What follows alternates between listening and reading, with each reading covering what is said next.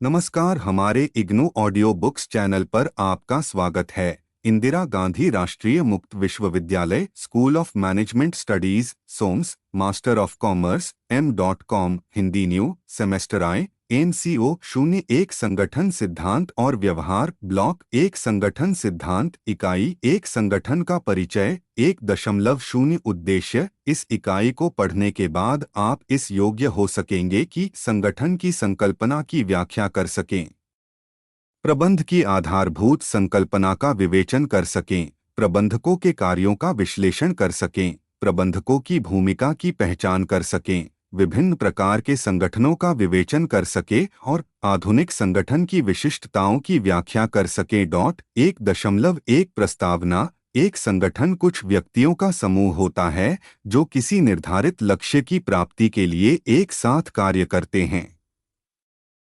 व्यक्तियों और कार्यों का गुट बनाने, अधिकार और दायित्व स्थापित करने तथा संगठन के लक्ष्यों को प्राप्त करने के लिए लोगों के बीच सामंजस्य बनाने में प्रबंधक की प्रमुख भूमिका होती है। संगठन के कार्यों को सुचारू रूप से चलाने के लिए वह नियोजन, व्यवस्था, निर्देशन और नियंत्रण का कार्य करता है।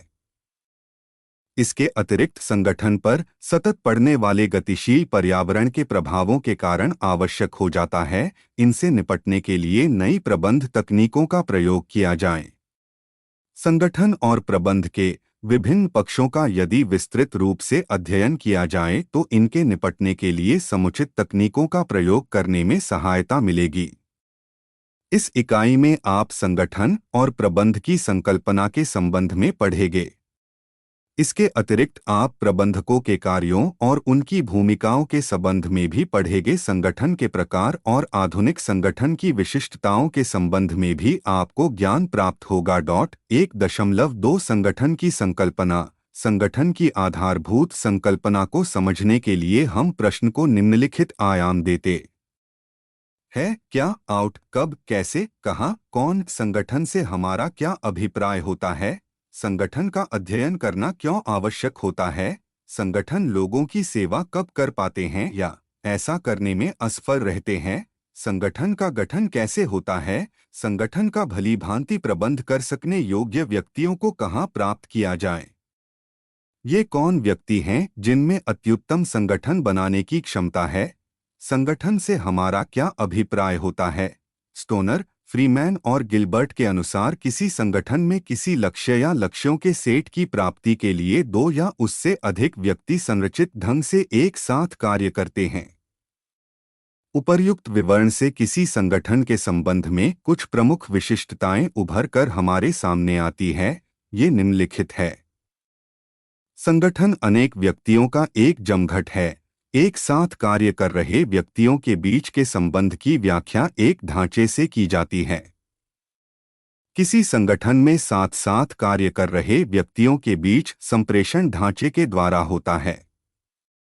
यह ढांचा सापेक्ष रूप से कठोर हो सकता है, जैसा कि औपचारिक ढांचे की स्थिति में होता है, या यह शिथिल हो सकता है, जैसा कि अनौपचारिक ढांचे की स्थिति में होता है।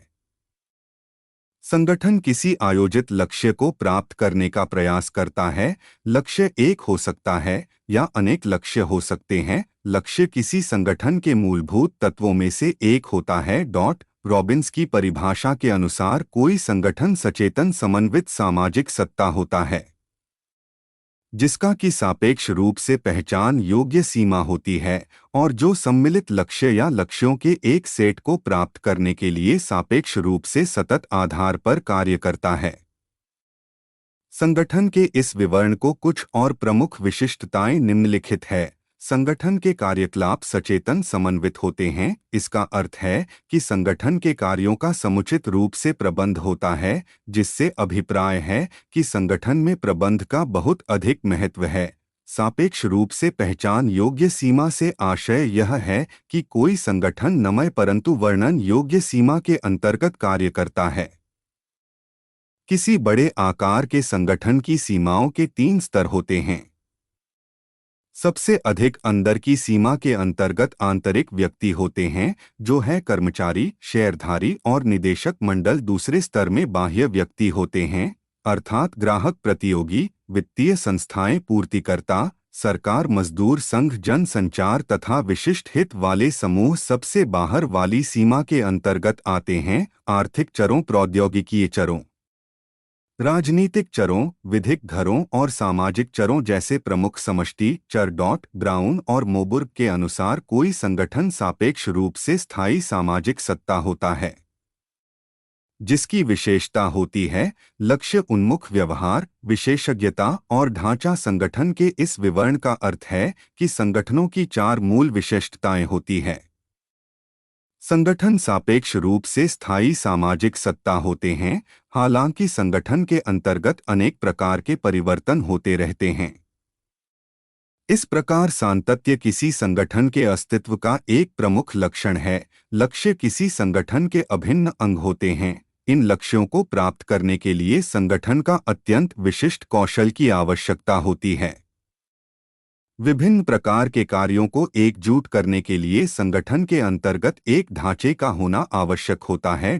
हिक्स के अनुसार संगठन एक संरचित प्रक्रिया स्ट्रक्चर प्रोसेस है जिसमें लक्ष्यों को प्राप्त करने के लिए व्यक्तियों के बीच आदान प्रदान होता है। इस विवरण से 5 बातें उभर कर आती है जो सभी संगठनों के लिए सामान्य होती है। किसी संगठन के अंतर्गत सदा ही व्यक्ति आते हैं।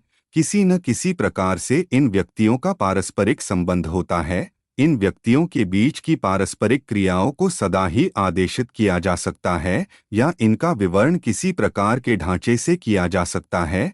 संगठन के अंतर्गत का प्रत्येक व्यक्ति व्यक्तिगत लक्ष्यों को प्राप्त करने का प्रयास करता है, हालांकि ऐसा वह संगठन के कार्यकलापों द्वारा करता है। ये पारस्परिक क्रियाएं संयुक्त लक्ष्यों को प्राप्त करने में सहायक हो सकती है जो संगठन के लक्ष्य और व्यक्तिगत लक्ष्य।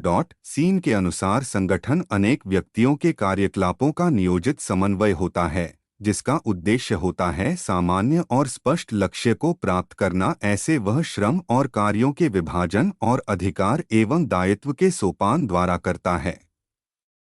इस परिभाषा के अनुसार किसी संगठन की निम्नलिखित विशेषताएं होती है: प्रयासों का समन्वय, सामान्य लक्ष्य, का विभाजन, अधिकार का सोपान। संगठन के अध्ययन की आवश्यकता क्यों पड़ती है?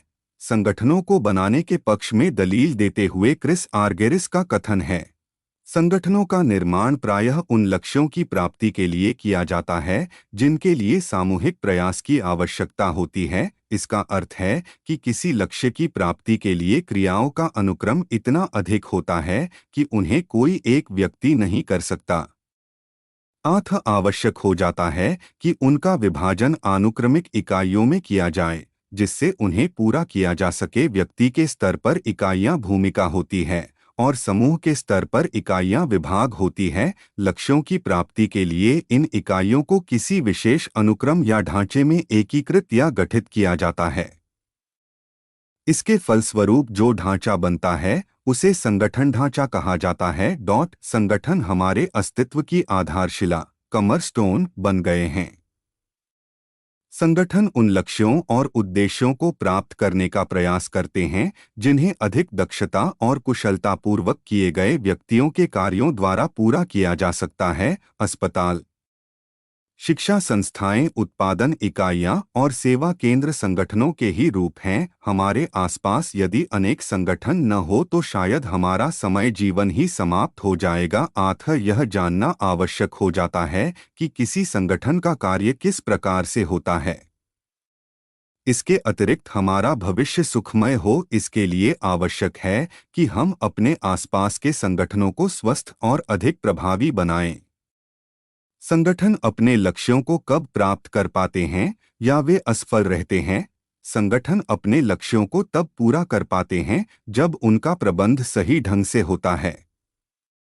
वास्तविकता तो यह है कि संगठन का अध्ययन और संगठन के प्रबंध का अध्ययन साथ साथ चलता है।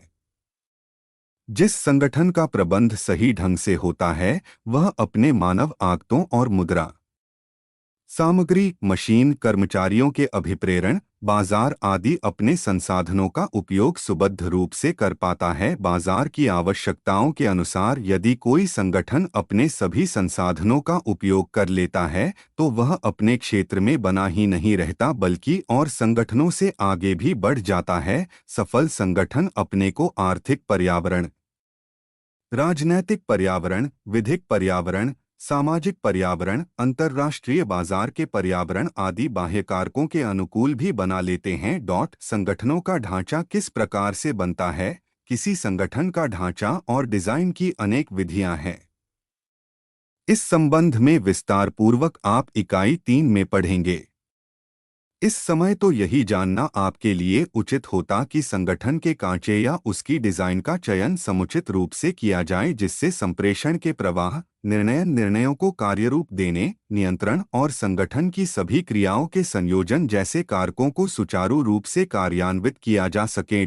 ऐसे व्यक्तियों को कहां से प्राप्त किया जाए जो संगठनों का प्रबंध भली भांति कर सकें? किसी संगठन के अंदर से ही ऐसे व्यक्तियों को प्राप्त किया जा सकता है जो इसका प्रबंध भली भांति कर सकते हैं। परंतु किसी नवगठित संगठन या किसी पुराने संगठन की स्थिति में भी समुचित व्यक्तियों को बाहर से भी लाया जा सकता है जो लोग संगठन में पहले से की कार्य कर रहे हैं।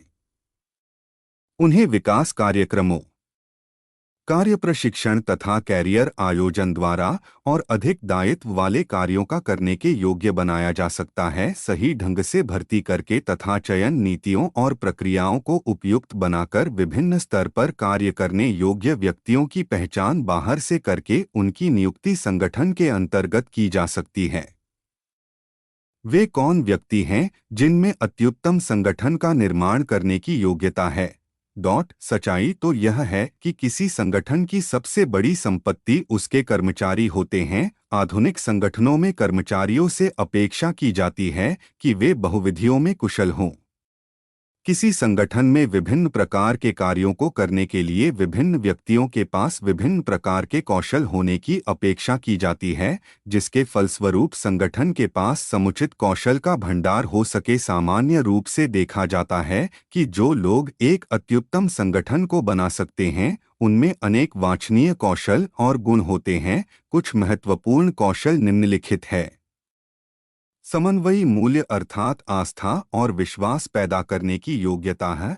संगठित करने की योग्यता, आगे का कदम देखने की क्षमता अर्थात भविष्य की प्रवृत्तियों को जानने की क्षमता, समुचित प्रयास करने की क्षमता, दिन प्रतिदिन बदलने वाले कार्यों के स्वरूप के अनुकूल कौशल को अद्यतन करने की क्षमता, संगठन के बाहर के और संगठन के अंदर के व्यक्तियों के साथ प्रभावी मानवीय संबंधों को स्थापित करने की क्षमता, पर्याप्त संसाधनों का निर्माण कर सकने की क्षमता। अब तक संगठन के संबंध में मूलभूत बातों को बताया गया। अगले भाग में हम प्रबंध संबंधी मूलभूत बातों का समझने का प्रयास करेंगे। कार्यकलाप इस इकाई में दिए गए विषयों तथा इस पाठ्यक्रम की अगली इकाइयों में दिए गए विषयों को भलीभांति समझने के लिए केवल पाठ्य सामग्री को ही पढ़ना पर्याप्त नहीं है। इसके लिए आवश्यक है कि आप अपने आसपास के किसी संगठन में जाएं। ऐसा संगठन उत्पाद संगठन हो सकता है, सेवा संगठन हो सकता है, स्वैच्छिक संगठन हो सकता है या सहकारिता संगठन हो सकता है। वहां पर अपने प्रेक्षण, द्वितीयक आंकड़ों तथा काम कर रहे कुछ व्यक्तियों के साथ वार्तालाप के द्वारा निम्नलिखित विश्लेषण करें कि इस संगठन के अस्तित्व की क्या आवश्यकता है।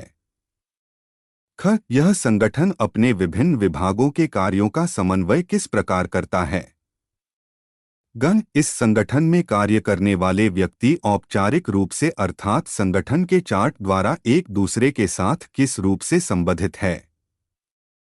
1.3 प्रबंध संबंधी आधारभूत बातें। इस परिच्छेद में हम प्रबंध के मूल अर्थ, किसी संगठन में प्रबंध के स्तरों और प्रबंध के मूल सिद्धांतों के संबंध में विचार करेंगे। 1 मार्च 2001 प्रबंध का अर्थ। अनेक विशेषज्ञों के अनुसार प्रबंध एक प्रक्रिया है। कुछ अन्य विशेषज्ञों के अनुसार प्रबंध वह कार्य है जिसके द्वारा संसाधनों का समन्वय होता है। अब हम प्रबंध शब्द के निम्नलिखित विवरणों के संबंध में विचार करेंगे। स्टोनर, फ्रीमेन और गिलबर्ट द्वारा दिए गए परिभाषा के अनुसार प्रबंध वह प्रक्रिया है जिसमें संगठन के सदस्यों के कार्यों नियोजन, संगठन, नेतृत्व और नियंत्रण होता है तथा संगठन के लक्ष्यों की प्राप्ति के लिए संगठन के सभी उपलब्ध साधनों का उपयोग होता है। किम्बाल की परिभाषा के अनुसार प्रबंध आर्थिक सिद्धांतों के उपयोग की वह कला है जिसमें अंतर्गत विचाराधीन उद्यम के व्यक्तियों और सामग्री का नियंत्रण होता है। कुंज की परिभाषा के अनुसार प्रबंध वह कला है जिसके अंतर्गत औपचारिक रूप से संगठित व्यक्तियों के द्वारा और उनकी सहायता से कार्य का संपादन हो पाता है। हेनरी एल सिस्क के अनुसार किसी लक्ष्य की प्राप्ति के लिए नियोजन, संगठन, निर्देशन और नियंत्रण की प्रक्रिया द्वारा सभी संसाधनों का समन्वय है। प्रबंध संबंधी एक अन्य विचारधारा के अनुसार प्रबंध व्यक्तियों का एक समुदाय है। प्रबंध कार्य की योजना बनाता है, व्यवस्था करता है तथा उत्पादन करता है। किसी संगठन के प्रबंध का महत्व बताते हुए उर्विक ने कहा कि मानव और सामग्री संसाधनों के मिश्रण से कम प्रयास द्वारा ही एक उत्तम कोटि का प्रबंध जितना उत्पादन कर सकता है, उतना उत्पादन कोई सिद्धांत, वाद और राजनैतिक सिद्धांत नहीं कर सकता। जीवन स्तर को ऊंचा उठाने तथा लोगों को अधिक आराम और सुविधाएं प्रदान करने का आधार इस प्रकार से अधिक उत्पादन करना ही है। आधुनिक युग में प्रबंध को एक प्रमुख पेशा माना जाता है। इसका कारण यह है कि किसी पेशे के निम्नलिखित विशेषताओं को प्रबंध पूरा करता है। प्रबंध ज्ञान का संग्रह है। इस ज्ञान का औपचारिक शिक्षण है। प्रबंध के क्षेत्र में प्रतिनिधिक संघ है और सदस्यों के निकाय होते हैं। आचरण के नैतिक मानक होते हैं जिनका प्रवर्तन पेशा करता है। प्रबंध कार्य में लगे हुए व्यक्तियों को उपयुक्त पारिश्रमिक देने की व्यवस्था होती है। 1 मार्च 2002 प्रबंध के स्तर। किसी संगठन के विभिन्न कार्यकलापों के समन्वय के लिए प्रबंध के विभिन्न स्तरों का निर्माण किया जाता है। सामान्य रूप से प्रबंध के निम्नलिखित 3 स्तर होते हैं। उच्च स्तर का प्रबंध, मध्य स्तर का प्रबंध, पर्यवेक्षण या कंठि स्तर का प्रबंध। उच्च स्तर के प्रबंध के अंतर्गत निदेशक मंडल अध्यक्ष, प्रबंध निदेशक तथा उत्पादन, विपणन, वित्त और मानव संसाधन विकास जैसे कार्य संबंधी क्षेत्रों के जनरल मैनेजर आते हैं।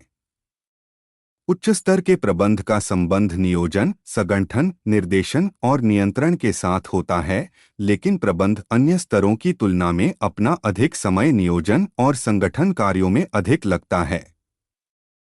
उच्च स्तर के प्रबंध का जिन विषयों के साथ मुख्य संबंध होता है वे हैं: शेयरधारियों के मूल्यों को बढ़ाना, संगठन को दृष्टि और मिशन प्रदान करना, मुख्य लक्ष्यों को बनाए रखना, नीति संबंधी निर्णय लेना, बजट की समीक्षा करना, संगठन का वित्त दुरुस्त बनाए रखना, संगठन की प्रगति, लाभ और निरंतरता को बनाए रखना, संगठन के लक्ष्यों को सभी सदस्यों को संप्रेषित करना, सत्यनिष्ठा की रक्षा करना तथा सही नेतृत्व के द्वारा संगठन का मार्गनिर्देश करना। उच्च स्तर के प्रबंध में मानव कौशल अथवा तकनीकी कौशल की अपेक्षा संकल्पनात्मक कौशल की अधिक आवश्यकता पड़ती है। मध्य स्तर का प्रबंध संगठन के लक्ष्यों को पूरा करने के लिए उच्च स्तर के प्रबंध के मार्गनिर्देशन के अनुसार कार्य करता है। इस स्तर के प्रबंध का मुख्य संबंध संगठन कार्य को विस्तार रूप में करना है, जिससे मध्य स्तर का प्रबंध इन कार्यों से मुक्त रहकर आयोजना स्तर के कार्यों को कर सके। मध्य स्तर के प्रबंध में कार्यों में से कुछ इस प्रकार है: संगठन के विभिन्न विभागों के बीच समन्वय और सहयोग बनाए रखना, संगठन में ऐसी प्रणाली बनाना और उसके अनुरूप कार्य करना जिससे संसाधनों का प्रवाह बना रहे तथा संगठन में कार्य करने वाले व्यक्तियों का मनोबल कायम रहे, प्रशिक्षण तथा विकासात्मक कार्यों द्वारा विभिन्न स्तरों के कर्मचारियों को कुशल बनाना तथा सबसे नीचे स्तर पर उत्पादिता को बढ़ाने के लिए कनिष्ठ स्तर के कर्मचारियों पर नियंत्रण रखना और उनका मार्गनिर्देश करना। मध्य स्तर के प्रबंध के संकल्पनात्मक या तकनीकी कौशल की अपेक्षा मानव कौशल की अधिक आवश्यकता होती है। पर्यवेक्षण या कनिष्ठ स्तर के प्रबंध में संकल्पनात्मक या मानव कौशलों की तुलना में तकनीकी कौशलों की अधिक आवश्यकता होती है, लेकिन आधुनिक युग में जबकि अर्थव्यवस्था में सेवा क्षेत्र की भूमिका बढ़ती जा रही है, मध्य स्तर के प्रबंध में भी मानव कौशल का महत्व बढ़ता जा रहा है। कनिष्ठ स्तर का प्रबंध का उन व्यक्तियों के साथ प्रत्यक्ष संबंध होता है जो प्रचालन स्तर पर ऑपरेशनल लेवल पर कार्य करते हैं। अंतः कनिष्ठ के प्रबंध का संबंध नियोजना और संगठन कार्यों की अपेक्षा कार्यों के निर्देशन और नियंत्रण के साथ अधिक होता है। प्रबंध के तीनों ही स्तरों उच्च, मध्य और कनिष्ठ किसी संगठन के लक्ष्यों की प्राप्ति में महत्वपूर्ण भूमिका निभाते हैं। इन तीनों स्तरों में यदि कोई अंतर है तो वह है कुछ कार्यकलापों पर जोर देने के संबंध में उच्च स्तर का अधिक संबंध नियोजना एवं समग्र संगठन के साथ होता है। मध्य स्तर का अधिक संबंध विस्तार रूप में दिए गए संगठन कार्य के साथ होता है तथा कनिष्ठ स्तर का अधिक संबंध निर्देशन और नियंत्रण के साथ होता है। परंतु हम देखते हैं कि आज के युग में मध्य स्तर और कनिष्ठ स्तर के अधिकतर सशक्तिकरण बढ़ते जा रहे हैं। आधुनिक संगठनों में इन दोनों की भूमिका भी बढ़ती जा रही है। 1.33 प्रबंध के मूल सिद्धांत। विभिन्न विशेषज्ञों ने प्रबंध के सिद्धांतों की व्याख्या विभिन्न प्रकार से की है, लेकिन हेनरी फेयोल द्वारा प्रतिपादित प्रबंध के सामान्य सिद्धांत प्रबंध में अत्यंत व्यापक सिद्धांतों में से एक है। हेनरी फेयोल द्वारा प्रतिपादित प्रबंध के सामान्य सिद्धांतों के प्रमुख घटक निम्नलिखित है। कार्य का विभाजन विशिष्टीकरण के साथ इसका घनिष्ठ संबंध है। कार्य के विभाजन के फलस्वरूप किसी विशेष कार्य में कुशलता बढ़ती है जिससे अधिक दक्षता होती है। अधिकार तथा उत्तरदायित्व। किसी संगठन में कोई व्यक्ति जिस पद पर होता है उसी के अनुरूप उसके अधिकार भी होते हैं। अधिकार और उत्तरदायित्व साथ साथ चलते हैं। उत्तरदायित्व को पूरा करने के लिए अधिकार का होना आवश्यक होता है। अनुशासन। अनुशासन से फेयोल का अभिप्राय था आज्ञापालन, अनुप्रयोग, कर्मठता और आदर दंड न्यायसम्मत रूप से देना चाहिए तथा पर्यवेक्षण सक्षम एवं समुचित होना चाहिए। आदेश की एकता। अधीनस्थ कर्मचारी को केवल एक अधिकारी से ही आदेश लेना चाहिए। पॉल का मानना था कि आदेश की एकता न होने से अधिकार को क्षति पहुंचती है, अनुशासन खतरे में पड़ जाता है, आदेश में बाधा आती है तथा स्थायित्व को चोट पहुंचती है। निर्देश की एकता। फेयोल का मानना था कि केवल एक प्रधान अधिकार और एक योजना होना चाहिए। व्यक्तिगत हित सामान्य हित के अधीन होना चाहिए। किसी संगठन के हितों को ध्यान में रखकर ही उसमें कार्य कर रहे व्यक्तियों के हितों पर विचार करना चाहिए। पारिश्रमिक। कर्मचारियों का वेतन उचित होना चाहिए तथा वेतन के भुगतान की प्रणाली भी सर्वोत्तम होनी चाहिए। केंद्रीयकरण। किसी संगठन में समग्र नियंत्रण के लिए उसमें एक केंद्रीय बिंदु होना चाहिए। सापेक्ष रूप से बड़े आकार के संगठन में अधिकतर के प्रत्यायोजन द्वारा विकेंद्रीकरण किया जा सकता है। सोपान श्रृंखला। ऊपर से नीचे तक अधिकतर निर्बाध रूप से जाना चाहिए। सोपान श्रृंखला के द्वारा किसी संगठन के विभिन्न व्यक्ति एक दूसरे के साथ विशेष रूप से जुड़े होते हैं तथा श्रृंखला यह निर्धारित करती है कि संप्रेषण का प्रवाह किस दिशा में जाना है। परंतु स्थितियों में नीचे स्तर के कर्मचारियों के बीच यदि प्रत्यक्ष रूप से ही संप्रेषण होता है तो काम शीघ्रता से हो जाता है। क्रम व्यवस्था। व्यक्ति और सामग्री उचित समय पर उचित स्थान पर होने चाहिए। किसी पद पर नियुक्ति उस व्यक्ति की होनी चाहिए जो उस पद के लिए सबसे अधिक योग्य है। क्षमता। संगठन में यदि क्षमता होती है तो कर्मचारियों में काम के प्रति लगन और निष्ठा बनी रहती है। कर्मचारियों का स्थायित्व। श्रम बल के कार्यों का यदि स्थायित्व होता है तो संगठन में कुशलता आती है। पहल। संगठन में पहल को प्रोत्साहित करना चाहिए। इसके अतिरिक्त कर्मचारियों की गलतियों को कुछ हद तक सहन करने की गुंजाइश भी संगठन में होनी चाहिए। सहयोग तथा मिलजुल कर कार्य करने की भावना। मिलजुल कर काम करने और दोस्ती की भावना को प्रोत्साहित करने से संगठन की शक्ति बढ़ती है। अधिकाधिक अनौपचारिकता और स्वस्थ संप्रेषण होने से संगठन में एकता बढ़ती है। ऊपर फेयोल द्वारा प्रतिपादित प्रबंध के 14 सिद्धांत दिए गए हैं। इनके अतिरिक्त कुछ अन्य सिद्धांतों को भी संक्षेप में नीचे दिया गया है। उद्देश्यों का सुमेल संगठन के सभी कार्यों में जब भली भांति मेल होता है तब उसमें प्रभावी ढंग से कार्य होता है। प्रबंध की सार्वभौमिकता प्रबंध का सिद्धांत यदि सही होता है तो उसका उपयोग किसी भी प्रकार के संगठन में किया जा सकता है। संगठन चाहे किसी भी प्रकार का कार्य कर रहा हो तथा वह कहीं भी स्थित हो, उद्देश्यों और योजना की प्रमुखता किसी भी संगठन में उद्देश्यों और योजना का स्थान पहले आता है। अपवाद द्वारा नियंत्रण अधीनस्थ कर्मचारियों को बंधे बंधाए रूटीन कार्यों में लगा रहना चाहिए तथा प्रबंध कार्य में लगे अधिकारियों को उन असामान्य नियंत्रण और पर्यवेक्षण कार्यों को करना चाहिए जिनका कि संगठन पर व्यापक प्रभाव पड़े। अधिकार शक्ति दायित्व और उत्तरदायित्व की समानता किसी भी संगठन में अधिकार शक्ति दायित्व और उत्तरदायित्व के बीच संतुलन होना चाहिए। यदि ऐसा नहीं होता तो परिणाम होगा शत्रुता, मतभेद, असंतोष, विरोध और संघर्ष। यदि संगठन नहीं है तो दीर्घकाल में यह उसके विनाश का कारण होगा। समन्वय कोई संगठन सुचारू रूप से चल सके इसके लिए समन्वय उसका आधारशिला होता है। इसलिए यह आवश्यक होता है कि संगठन में कार्य करने वाले व्यक्तियों के प्रत्येक कार्य और प्रयास में समन्वय बना रहे। प्रबंध के उपर्युक्त आधारभूत सिद्धांत किसी संगठन के कुशलतापूर्वक प्रबंध के लिए मार्गनिर्देश प्रदान करते हैं। इन सिद्धांतों का यदि प्रयोग किया जाता है तो संगठन में कार्यकुशलता और प्रभाविता आती है। फिर भी यह याद रखना चाहिए कि प्रबंध के कुछ सिद्धांतों में सार्वभौम और शाश्वत रूप से आकर्षण होता है, जबकि अन्य सिद्धांतों के लिए लोचपूर्ण होना आवश्यक होता है, जिससे संगठन के अंतर्गत स्वस्थ रूप प्रवाह बना रहे। 1.4 प्रबंधकों के कार्य। ध्यान देने की बात यह है कि संगठन, प्रबंध और प्रबंधक ये तीनों शब्द एक दूसरे से बिल्कुल ही भिन्न है, परंतु व्यवहार में इन्हें एक दूसरे से अलग नहीं किया जा सकता।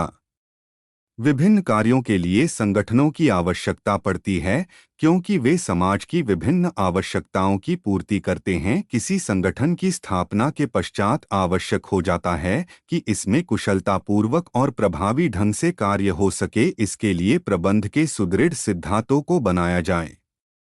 प्रबंध के सुदृढ़ सिद्धांतों की स्थापना के लिए ऐसे प्रबंधकों की आवश्यकता होती है जिनमें योग्यता हो, आवश्यक कौशल हो, समुचित अभिप्रेरण हो, संतुष्टि हो तथा अपने लक्ष्यों की प्राप्ति के लिए उत्साह हो। प्रबंधक कुछ कार्यों को करते हैं तथा उसकी कुछ भूमिकाएं होती है। यद्यपि कार्य और भूमिका रोल शब्दों का प्रयोग एक दूसरे के लिए किया जाता है, फिर भी तकनीकी रूप से इन दोनों शब्दों में अंतर है।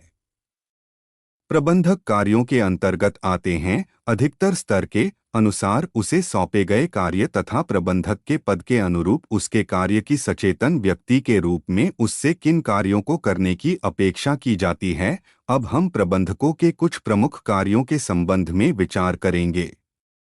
प्रबंधक के मुख्य कार्यों के अंतर्गत निम्नलिखित कार्यकलाप आते हैं। नियोजन प्लानिंग, इसके अंतर्गत आते हैं दृष्टिशक्ति निर्माण, मिशन, लक्ष्य निर्धारण तथा उद्देश्यों को निर्धारित करना, संगठित करना, ऑर्गेनाइजिंग, कर्मचारी नियुक्ति, स्टाफिंग, निर्देशन, डायरेक्टिंग, संप्रेषण, कम्युनिकेटिंग, निर्णयन, डिसीजन मेकिंग, नियंत्रण, कंट्रोलिंग। इनमें संबंध में नीचे संक्षेप में चर्चा की गई है। नियोजन कार्य के अंतर्गत ये कार्यकलाप आते हैं जो साध्य को परिभाषित करते हैं और ऐसे साध्यों को प्राप्त करने के लिए समुचित साधनों को निर्धारित करते हैं। नियोजन वह प्रक्रिया है जिसके द्वारा प्रबंधक भविष्य के संबंध में पूर्वानुमान लगा लेता है और उनके संबंध में वैकल्पिक उपायों का पता लगा लेता है। दृष्टि शक्ति से अभिप्राय है किसी संगठन या संगठनात्मक इकाई के भविष्य के संबंध में ऐसी वास्तविक, विश्वसनीय और आरक्षक स्थिति का निर्माण करना और उस पर जोर डालना जो वर्तमान स्थिति से ही उभरती तो है परंतु वह उससे अधिक उन्नत प्रकार की होती है। मिशन से आशय या व्यापक लक्ष्य से होता है, जिसे समाज संगठन से उपेक्षा करता है कि वह उसे प्राप्त करेगा। मिशन के विवरण व्यापक और मूल्य से अभिप्रेरित होते हैं। लक्ष्य से आशय भविष्य की उस स्थिति से होता है जिसका कि संगठन के मिशन पूरा हो जाने पर उसे उन्नत करने में योगदान होता है। लक्ष्य मिशन की तुलना में अधिक स्पष्ट होता है तथा उद्देश्यों की तुलना में कम स्पष्ट होता है। उद्देश्य लक्ष्यों से ही उत्पन्न होते हैं और ये लक्ष्यों की ओर लघुकालीन और विशिष्ट मार्गशिला होते हैं। संगठन यह प्रक्रिया है जिसके द्वारा जॉब्स का ढांचा और उसका आवंटन निर्धारित होता है। संगठन कार्यों के अंतर्गत वे सभी प्रबंध कार्यकलाप आते हैं जिन्हें नियोजन के आवश्यक क्रियाओं को कार्यों और प्राधिकार में रूपांतरित करने के लिए किया जाता है। संगठन कार्यों के अंतर्गत निम्नलिखित 4 कार्य आते हैं। संगठन के प्रत्येक जॉब के स्वरूप और विषय वस्तु को निर्धारित करना, जॉबों को समूह में बांधने के आधार निर्धारित करना, समूह के आकार के संबंध में निर्णय लेना, सौंपे हुए प्रबंधक को अधिकतर प्रत्यायोजित करना। कर्मचारी नियुक्ति यह वह प्रक्रिया है जिसके अंतर्गत प्रबंधक अपने अधीनस्थों का चयन करते हैं, उन्हें प्रशिक्षित करते हैं, उनकी पदोन्नति करते हैं तथा उन्हें सेवानिवृत्त करते हैं। कर्मचारी नियुक्ति का संबंध प्रबंधकों द्वारा किए जाने वाले समस्त मानव संसाधन नियोजन क्रियाओं के साथ होता है। निर्देशन यह वह प्रक्रिया है जिसके द्वारा सामान्य लक्ष्य की प्राप्ति के लिए अधीनस्थों के वास्तविक कार्यकलापों का मार्गदर्शन किया जाता है। संप्रेषण जिसके द्वारा वांछित परिणाम की प्राप्ति के लिए अन्य व्यक्तियों को विचारों का संप्रेषण किया जाता है।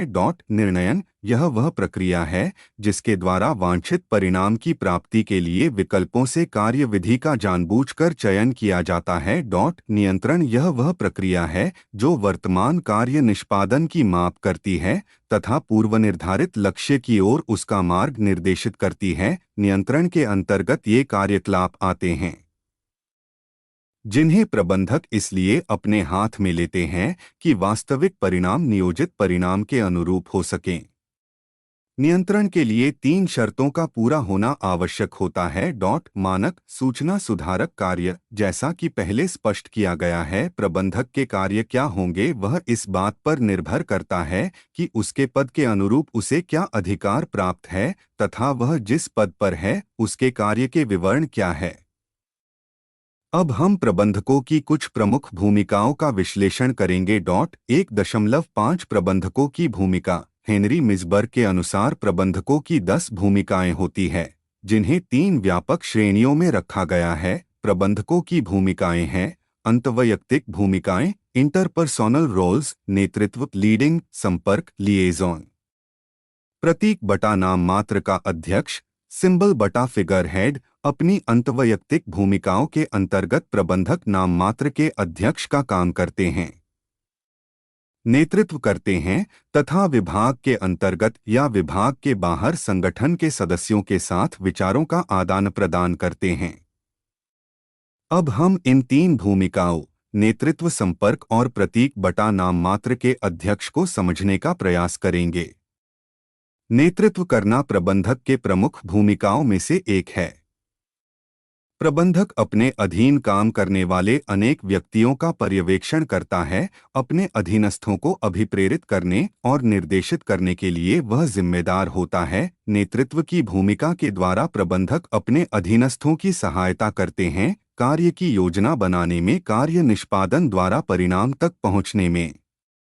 संपर्क करना प्रबंधक की एक अन्य भूमिका है। संपर्क का अर्थ है बाहर के संबंधित व्यक्तियों के साथ परस्पर क्रिया का जाल बनाए रखना। उदाहरणार्थ, किसी उत्पादन इकाई प्रबंधक के लिए आवश्यक होता है कि वह बोर्ड के बाहर के सदस्यों, सरकारी अधिकारियों, नियामक अधिकारियों, पुलिस तथा सिविल अधिकारियों के साथ संबंध बनाए रखे। ऐसा करके वह अपने कार्य संबंधित व्यक्तियों के साथ संपर्क बनाए रखता है। प्रबंधक किसी फर्म, इकाई या विभाग का नाम मात्र का अध्यक्ष होता है। किसी परिवार के प्रधान के कार्यों से आप परिचित हैं, उसी प्रकार से प्रबंधक नाम मात्र के अध्यक्ष की भूमिका का प्रतीक होता है, क्योंकि उसे विधिक या सामाजिक प्रकार के अनेक कार्य करने होते हैं। सूचनात्मक भूमिका, इंफॉर्मेशनल रोल्स। मॉनिटर करना, मॉनिटरिंग। सूचना विभाजन, प्रवक्ता। अपने सूचनात्मक कार्यों के अंतर्गत प्रबंधक अन्य व्यक्तियों से सूचना प्राप्त करता है, अन्य व्यक्तियों को सूचना प्रदान करता है तथा संगठन के प्रतिनिधि के रूप में संगठन के बाहर के व्यक्तियों को सूचना देता है। अब हम उसकी 3 भूमिकाओं मॉनिटर करने, सूचना विभाजन तथा प्रवक्ता के संबंध में विचार करेंगे। सभी बाह्य तथा आंतरिक सूचनाओं को प्राप्त करने के संबंध में प्रबंधक केंद्र का कार्य करता है। मॉनिटर करने के कार्य के द्वारा प्रबंधक प्राप्त करता है ऐसी सूचना को वह समुचित रूप से अपने काम में लाता है। कार्य का संपादन सही ढंग से हो सके, इसके लिए आवश्यक होता है कि प्राप्त सूचना को प्रबंधक संगठन के अंदर के कर्मचारियों तक पहुंचा दे, बैठकें करके तथा email, circular, notice, office order आदि द्वारा कोई प्रबंधक विशेषतः अपने अधीनस्थों तक सूचना दे देता है। प्रवक्ता के रूप में प्रबंधक को अधिकार होता है कि वह बाहर के व्यक्तियों को संगठन के संबंध में सूचना दें। संगठन की योजनाओं, रणनीतियों तथा भविष्य की कार्यवाहियों के संबंध में वह बाहर के व्यक्तियों को सूचना दे सकता है। सूचना देने का कार्य सम्मेलनों, पत्रकारों के साथ बैठकों, बोर्ड की बैठकों, साक्षात्कार आदि द्वारा होता है। निर्णय संबंधी भूमिकाएं, डिसिशनल रोल्स। पहल करना, असहमति की स्थिति को सुलझना। संसाधन नियतन, समझौता वार्ता करना। निर्णय संबंधी भूमिका में प्रबंधक को जो कार्य करने होते हैं वे हैं अग्रलक्ष्य, प्रोएक्टिव कार्य करना, लोगों के बीच के मतभेद को सौहार्दपूर्ण रूप से सुलझाना, विभिन्न विभागों के बीच संसाधनों का नियतन इष्टतम रूप से करना और नई परियोजनाओं के कार्यान्वयन के संबंध में समझौता वार्ता करना। अब हम पहले करने, असहमति की स्थिति को सुलझाने, संसाधनों का नियतन करने और समझौता वार्ता करने संबंधी 4 भूमिकाओं को समझने का प्रयास करेंगे। प्रबंध से अपेक्षा की जाती है कि वह पहल करें और आगे बढ़कर नेतृत्व करें। व्यवसाय अवसरों का मूल्यांकन करता है।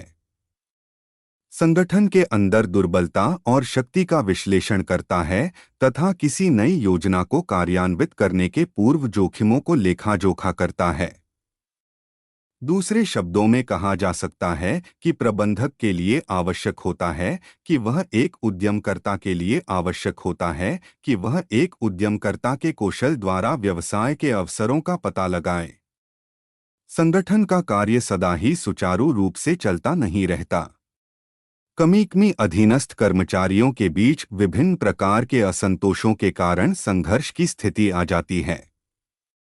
प्रबंधक से अपेक्षा की जाती है कि वह संघर्ष और गड़बड़ी की स्थितियों को इस प्रकार से सुलझाए कि अधीनस्थ कर्मचारियों के बीच फिर विश्वास की स्थिति आ जाए तथा उत्पादन करने का अनुकूल वातावरण पैदा हो। आवधिक बैठकों, समीक्षण बैठकों, सामूहिक सौदाकारी, शिकायत निवारण, मशीनरी आदि द्वारा असहमति की स्थिति से निपटा जाता है। प्रबंधक संगठन के संसाधनों का अभिरक्षक होता है। विभिन्न विभागों के बीच संसाधनों का नियतन उसे इष्टतम ढंग से करना होता है। संसाधनों का नियतन करने के लिए प्रबंधक को बजट बनाना होता है। कार्यों की सूची बनानी होती है। संसाधनों को प्राधिकृत करना होता है तथा उनके संबंध में संस्वीकृति देनी होती है एवं संगठनों के महत्वपूर्ण निर्णयों के संबंध में अनुमति देनी होती है। समझौता वार्ता करना भी प्रबंधक का एक प्रमुख कार्य है। संगठन के कर्मचारियों के अधिकारों, उनके हित लाभों एवं संगठन में होने वाले लाभ में उनके अंश के संबंध में कभी कभी प्रबंधक को इन कर्मचारियों से समझौता वार्ता करना होता है। यह कार्य आंतरिक सौदाकारी द्वारा किया जाता है। कभी कभी यह वार्ता त्रिपक्षीय होती है जिसमें प्रबंध कर्मचारी तथा संबंधित सरकार, केंद्रीय या राज्य सरकार भाग लेती है। ठेके पर दिए गए कार्यों, सामग्री के क्रय आदि के संबंध में भी समझौता किया जाता है। इन कार्यों में प्रबंधक की महत्वपूर्ण भूमिका होती है। 1.6 प्रबंध की प्रक्रिया के रूप में संगठन इस इकाई में आप संगठन की आधारभूत संकल्पनाओं और प्रबंध की आधारभूत संकल्पनाओं के संबंध में पढ़ चुके हैं। प्रबंध के अनेक कार्यों में से संगठन कार्य एक है, लेकिन संगठन के अंतर्गत अनेक कार्यकलापों को व्यवस्थित करने को पहले आवश्यक होता है कि एक स्पष्ट ढांचे के अंतर्गत संगठन को ही व्यवस्थित किया जाए। इस प्रकार संगठन को ही संगठित करना प्रबंध की एक प्रमुख प्रक्रिया हो जाती है। मैकफरलैंड के अनुसार प्रबंध यह प्रक्रिया है जिसके अंतर्गत सुव्यवस्थित, समन्वित और सहयोगी मानव प्रयासों के द्वारा सप्रयोजन संगठनों को बताना निर्देशित करता और चलता है। किसी संगठन में वांछित परिणामों को प्राप्त किया जा सके, इसके लिए आवश्यक होता है कि प्रबंध की प्रक्रिया ऐसी हो कि यह उद्देश्यों को प्राप्त करा सके। कोई संगठन यदि अपने लक्ष्यों को प्राप्त करना चाहता है तो उसके लिए आवश्यक हो जाता है कि वह नियोजन व्यवस्था, कर्मचारी भर्ती, निर्देशन और नियंत्रण की प्रक्रिया को प्रभावी ढंग से कायम रखे। 1.7 संगठन के प्रकार। हिक्स ने विभिन्न प्राचलनों के अंतर्गत विभिन्न प्रकार के संगठनों को परिभाषित किया है। ये निम्नलिखित है। संरचना के अनुसार संगठनों का वर्गीकरण। औपचारिक और अनौपचारिक संगठन। उनकी विशेषताओं को निम्नलिखित अटूट क्रम कंटिन्यूअम द्वारा समझा जा सकता है। सारणी 1.1 औपचारिक और अनौपचारिक संगठन। औपचारिक फॉर्मल, संरचित, कठोर, परिभाषित, टिकाऊ। अनौपचारिक इनफॉर्मल, शिथिल, नमय, अपरिभाषित। सहज। औपचारिक और अनौपचारिक शब्द संगठन के प्रकार के अटूट की क्रम की चरम सीमाओं को परिभाषित करते हैं। जैसा कि ऊपर दिखाया गया है, औपचारिक संगठनों की संरचना अधिक कठोर रूप में होती है और उनकी प्रक्रियाओं को अधिकतम सीमा तक परिभाषित किया जाता है। इसके विपरीत अनौपचारिक संगठन अधिक लचीले प्रकार के होते हैं और उनकी प्रक्रिया कठोर के विपरीत सहज होती हैं। आप देखेंगे कि पुनरावर्ती उत्पादन रेपिटेटिव प्रोडक्शन में औपचारिक संरचना की आवश्यकता हो सकती है, जबकि सेवा संगठनों में, जिसमें अधिक सहज निर्णयों की आवश्यकता होती है, अनौपचारिक संगठन अधिक उपयुक्त हो सकता है। परंतु व्यवहार रूप में पूर्णतः औपचारिक और अनौपचारिक संगठन का होना शायद असंभव है। सदस्यों की भावात्मक अंतर्ग्रस्तत के अनुसार संगठनों का वर्गीकरण। प्राथमिक और द्वितीयक संगठन निम्नलिखित अटूट क्रम द्वारा उनकी विशेषताओं को समझा जा सकता है। सारणी 12 प्राथमिक और द्वितीयक संगठन। प्राथमिक पूर्ण भावात्मक अंतर्ग्रस्तता, द्वितीयक संविदात्मक अंतर्ग्रस्तता। यहाँ भी हम देखेंगे कि व्यवहार रूप में संगठन का पूर्णतः शुद्ध रूप पाना कठिन है। संगठनों के प्रमुख उद्देश्यों के अनुसार उनका वर्गीकरण इस आधार पर मोटे तौर पर संगठनों के निम्नलिखित प्रकार होते हैं। सेवा संगठन, उदाहरणार्थ पुण्यार्थ संस्थाएं, पब्लिक स्कूल, पार्क, चिड़ियाघर, सड़क आदि। आर्थिक संगठन, उदाहरणार्थ निगम, स्वामित्व, साझेदारी आदि। धार्मिक संगठन, उदाहरणार्थ संप्रदाय, मंदिर, न्यास, चर्च आदि। संरक्षक संगठन, उदाहरणार्थ पुलिस, मिलिट्री, दमकल विभाग आदि। सरकारी संगठन, उदाहरणार्थ केंद्रीय और राज्य सरकारों के विभाग, न्यायालय, नगर आदि। सामाजिक संगठन, उदाहरणार्थ भाईचारा संस्थाएं, क्लब, टीम आदि। 1.8 आधुनिक संगठन की विशिष्टताएं। बदलते हुए आर्थिक पर्यावरण का संगठनों पर सदा ही बहुत अधिक प्रभाव होता है। आधुनिक संगठन की विशेषताओं को समझने से पहले हम आर्थिक पर्यावरण में तेजी से होते हुए परिवर्तनों की समीक्षा करेंगे।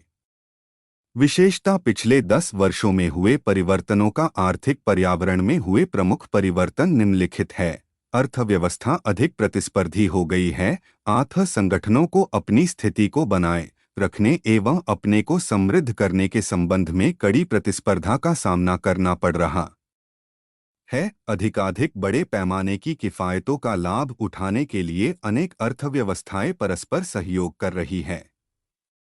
इसके फलस्वरूप विकासोन्मुख देशों के संगठनों को और अधिक चुनौतियों का सामना करना पड़ रहा है। बड़े संगठन विलयन, मर्जर, अधिग्रहण, एक्विजिशन और अधिकरण, टेकओवर द्वारा एक दूसरे के साथ सहयोग कर रहे हैं।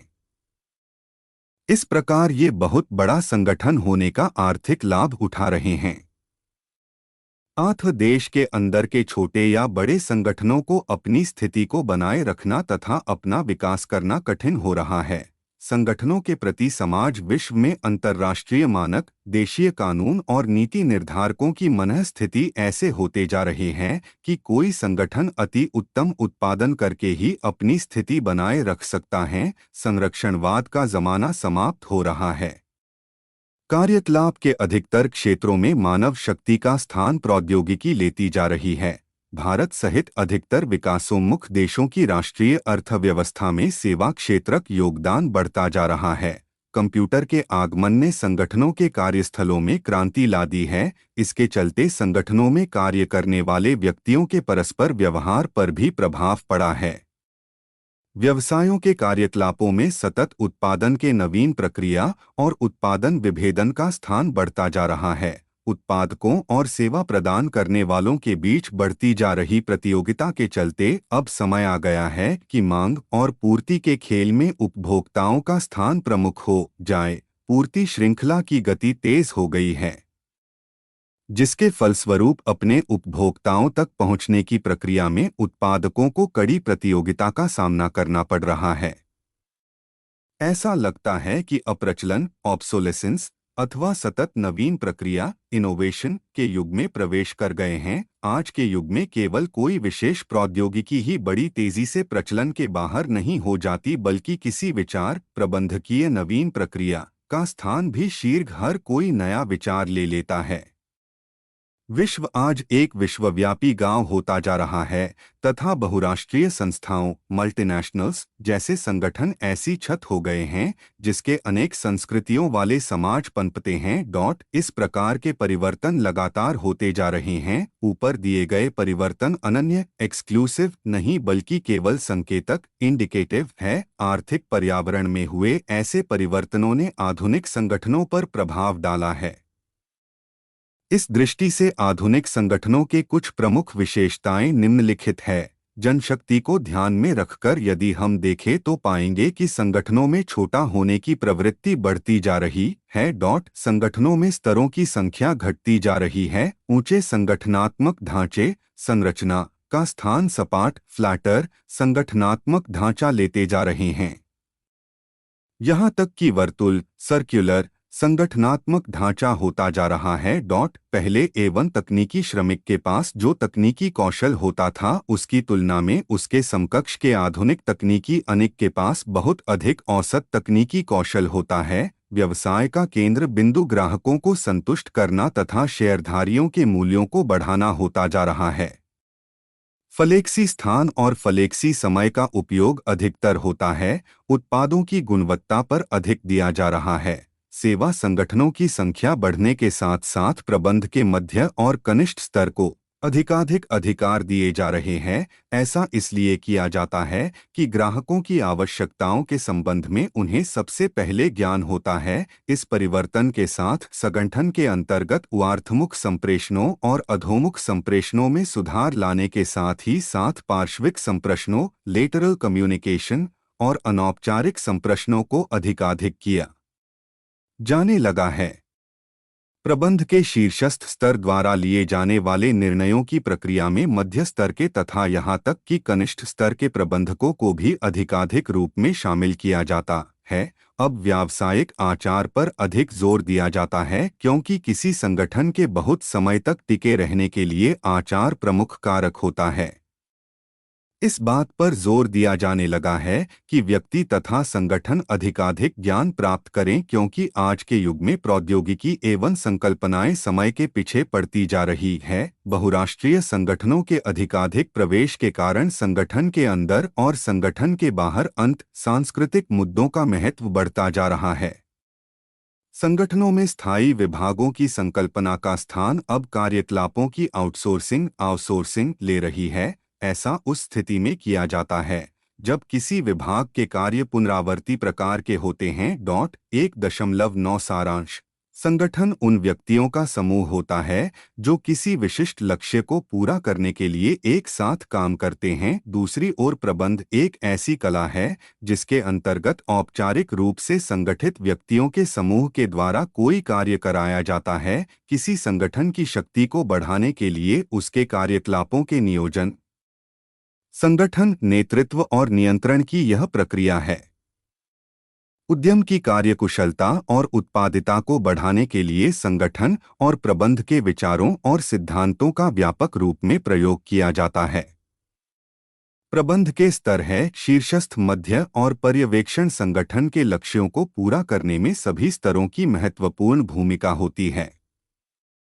संगठन को सुचारू रूप से चलाने के लिए फैय्योल द्वारा प्रतिपादित प्रबंध के सामान्यत सिद्धांत मार्गदर्शक का काम करते हैं। किसी संगठन में प्रबंधक विभिन्न प्रकार के कार्य करते हैं। प्रबंधक द्वारा किए जाने वाले प्रमुख कार्य है नियोजन, संगठन, कर्मचारी भर्ती, निर्देशन, संप्रेषण, निर्णयन तथा नियंत्रण। संगठन में प्रबंधकों की अनेक भूमिकाएं भी होती है। उनकी प्रमुख भूमिकाएं हैं अंतवैयक्तिक भूमिकाएं, सूचना संबंधी भूमिकाएं तथा निर्णय लेने संबंध भूमिकाएं। संगठन का वर्गीकरण निम्नलिखित रूप में किया जा सकता है: औपचारिक तथा अनौपचारिक संगठन, प्राथमिक तथा द्वितीयक संगठन तथा प्रमुख उद्देश्यों पर आधारित संगठन। पर्यावरण में हुए तेजी से परिवर्तनों के फलस्वरूप आधुनिक संगठनों का आविर्भाव हुआ है।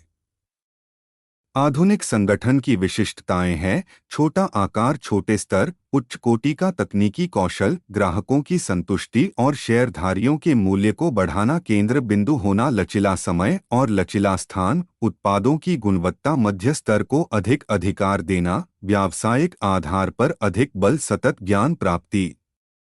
अंतः सांस्कृतिक प्रबंध, व्यवसाय के आउटसोर्सिंग में वृद्धि आदि किसी संगठन में सुचारू रूप से और कुशलतापूर्वक कार्य के लिए अत्यंत जागरूक और गतिशील प्रबंध की आवश्यकता होती है। धन्यवाद। मिलते हैं अगले वीडियो में अगले पाठ के साथ।